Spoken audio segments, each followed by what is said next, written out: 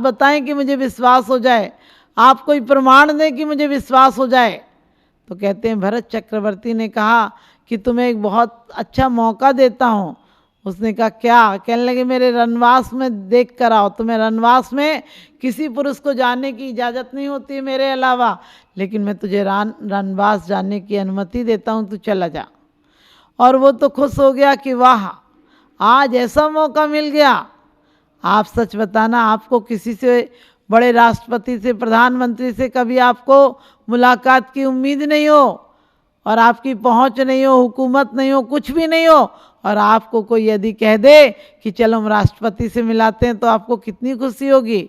और उसमें भी कोई करोड़ों की सभा में आपको बुला के सम्मान कर दे तो कितनी खुशी होगी।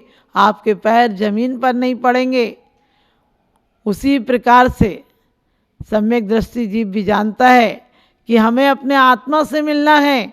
हमें तो यहाँ तो ये मुकाम है, बीच के पड़ाव हैं। आज हमने जीवन को वेटिंग रूम बना दिया है।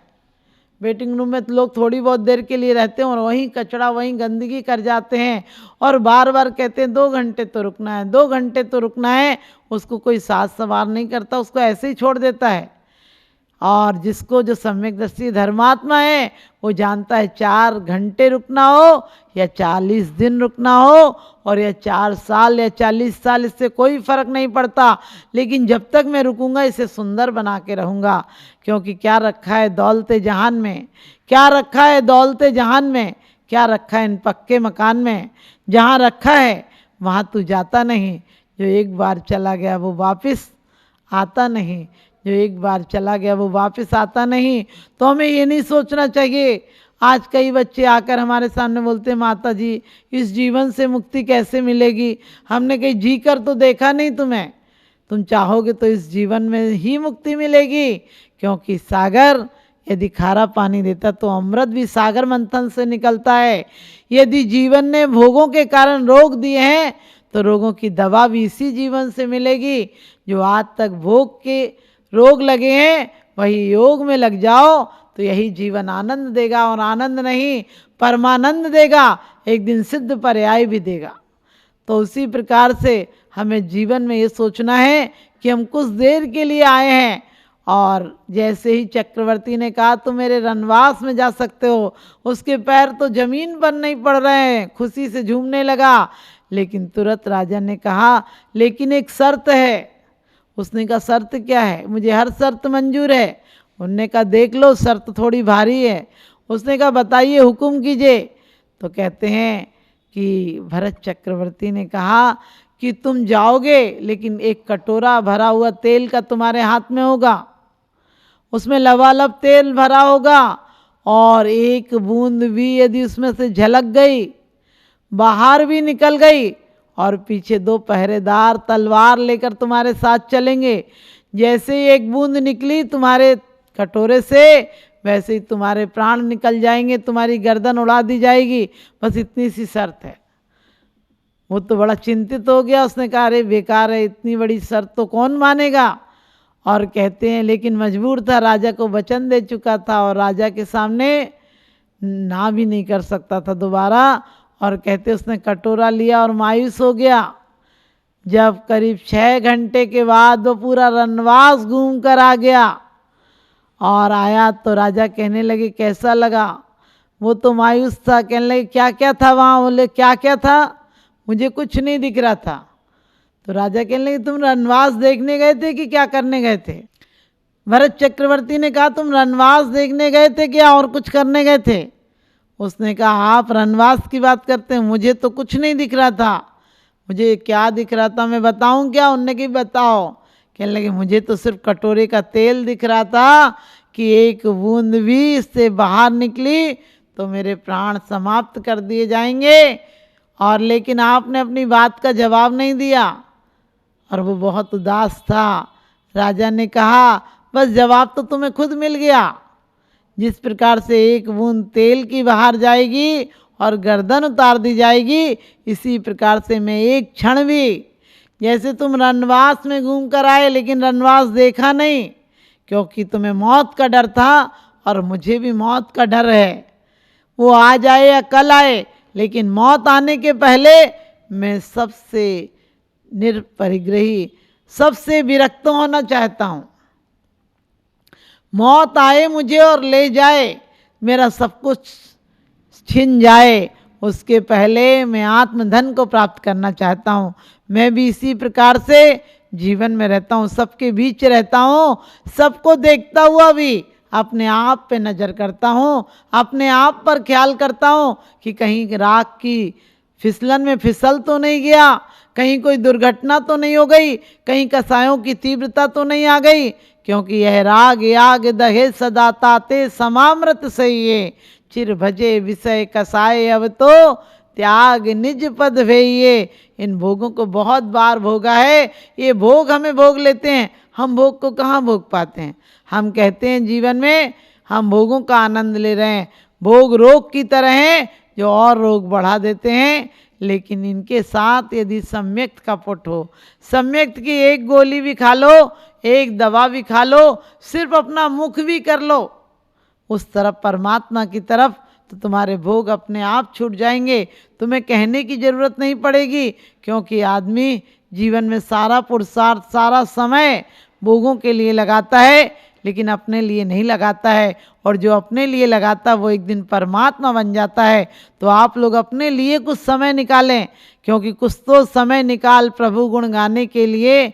मात गर्भ में कॉल किया था, नाम जपूंगा मैं तेरा, इस झूठी दुनिया में आकर भूल गया मैं नाम तेरा। तो वास्तव में हम लोगों को मात गर्भ में कॉल किया था कि हम आपका नाम जपेंगे, और 24 घंटे में से आधा घंटा भी अपने लिए नहीं निकालते हैं। एक व्यक्ति से मैंने कहा मंदिर आया करो, बोले टाइम ही नहीं मिलता।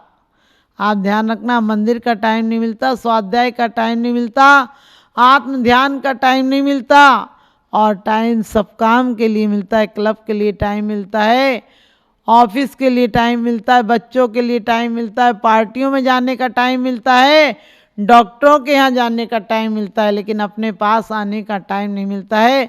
तो ये नंदीश्वर के महापर्व हैं, जो नंदीश्वर के महापर्व हैं वो अपने आप के पास आने के पर्व हैं।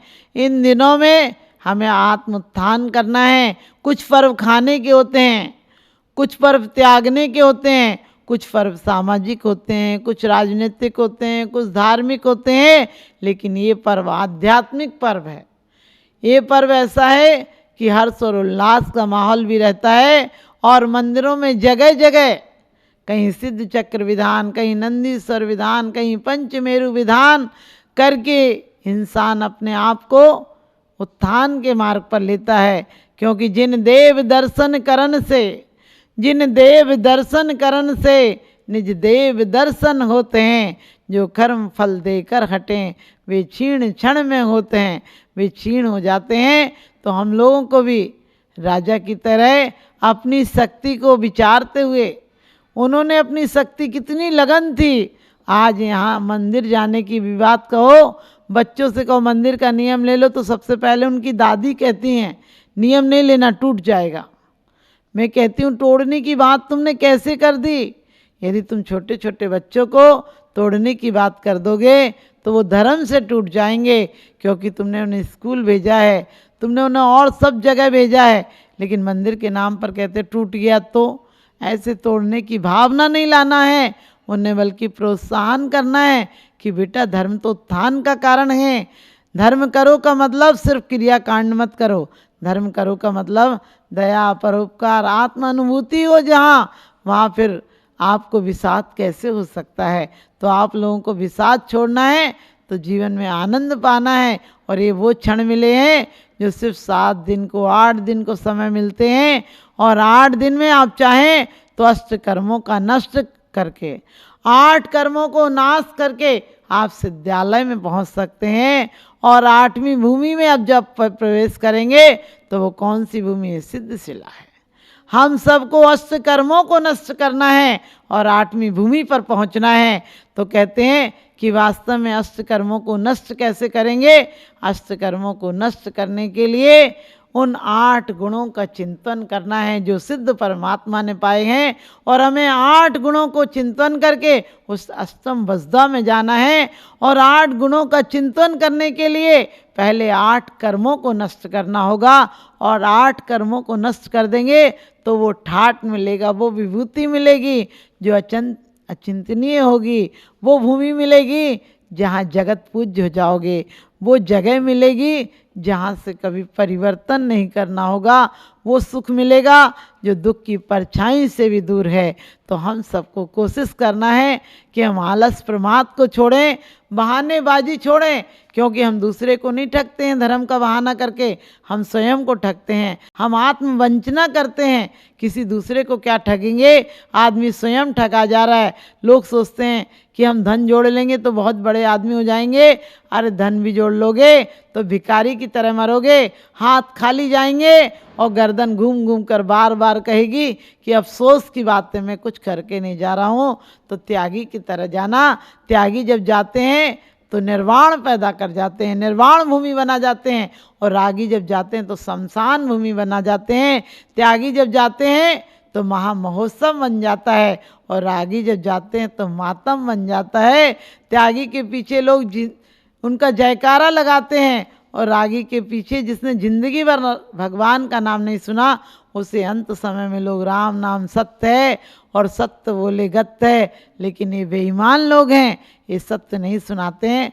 सत्य को सुनना है तो राजा महिपाल की तरह अपने आप को जीवन में आनंदमय बनाओ, और अपने जीवन की परवाह भी नहीं करते हुए धर्म के लिए समय निकालो। देव शास्त्र गुरु के चरणों में अपना अर्पण कर दोगे समय, तो तुम्हारा अर्पण ये समय पारस की तरह हो जाएगा, सोना हो जाएगा, और आपके जीवन में आनंद देगा। आप जिसके पास भी जाएंगे उसी का व्यवहार अच्छा हो जाएगा। तो आप सबको प्यार मिले, व्यवहार मिले, और वो व्यापार मिले जिसमें हानि नहीं होती है। वो है धर्म का व्यापार, वो है आत्म उत्थान का व्यापार।